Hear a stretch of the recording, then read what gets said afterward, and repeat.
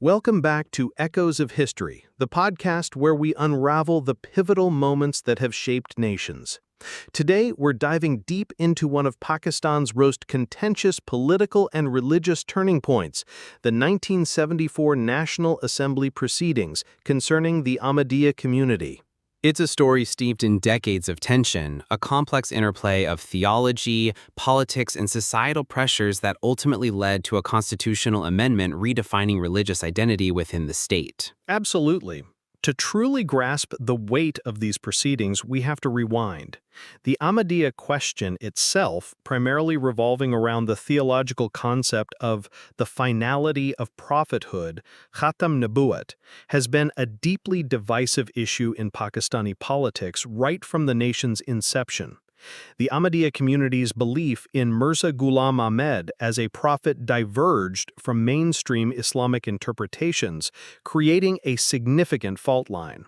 And this wasn't the first time it boiled over. Let's not forget the 1953 anti-Ahmadiyya riots in Punjab, which famously led to the Munir Commission inquiry.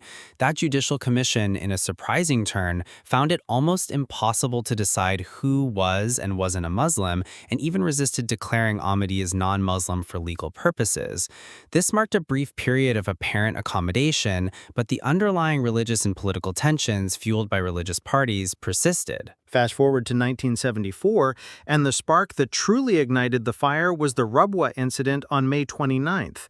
What started as a provocation by Jamaat-e-Islami students at a railway station escalated, with Ahmadiyya youth reportedly attacking a returning train. While a later judicial inquiry by Justice Samdani clarified that there were only minor injuries and no mutilations or murders, the Urdu media widely exaggerated these accounts, painting a fictitious picture of mutilations and wanton murder of innocent Muslim boys by barbaric Ahmadis. This led to widespread anti-Ahmadiyya riots across Pakistan, causing deaths, displacements, and extensive property damage.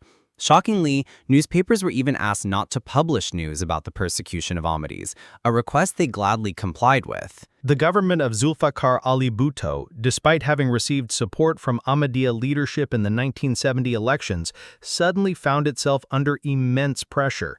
He was being labeled pro-Qadiani by defeated religious parties and accused of being an agent of Ahmadis. The pressure wasn't just domestic either. International bodies like the Rabtah al-MCLA passed a resolution in 1974 declaring Ahmadis non-Muslims, a resolution even signed by the Pakistani official delegate.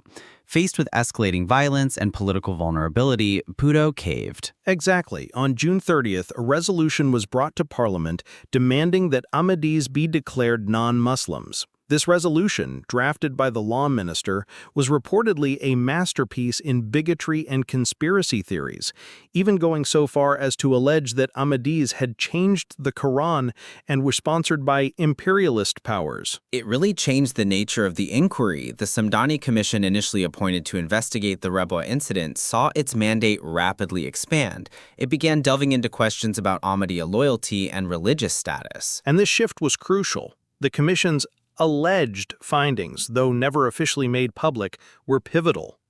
They included claims that Rabwah functioned as a state within a state, framing the community as a challenge to national security, thereby shifting the debate from religious freedom to national security. Another explosive alleged finding was that the Ahmadiyya head, Mirza Nasr Ahmad, considered only Ahmadis to be true Muslims, a concept known as takfir. This was presented as a justification for the state's reciprocal action.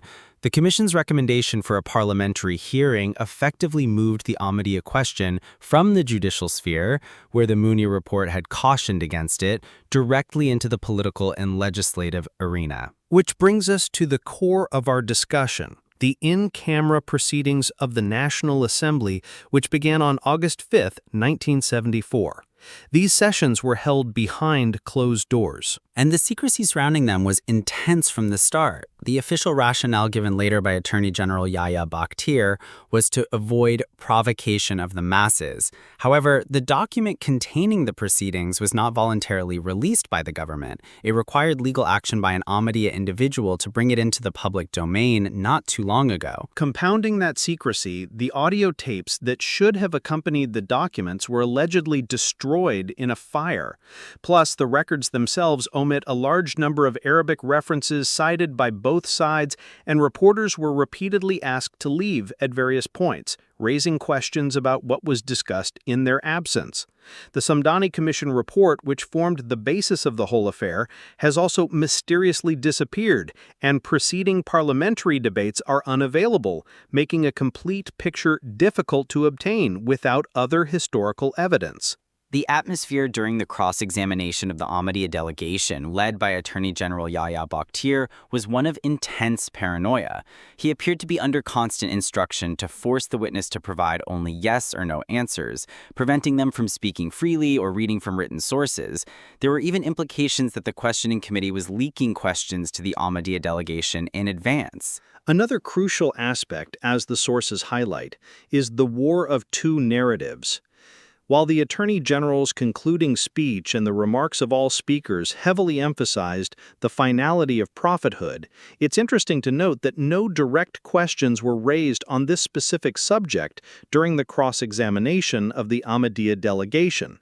Instead, the Attorney General resorted to follow-up questions like, "Can more prophets come?" or "What is Ummati Nabi?" without reference to Quranic evidence. And let's not forget the backdrop of Akhand Bharat, or Greater India. Frequent references to this during the proceedings, reflecting the paranoia and recent humiliation from the fall of Dhaka, show how conspiracy theories, baseless claims of Ahmadi spying for India, and partial statements taken out of context were used to fuel the narrative. The Attorney General's tactics were particularly aggressive.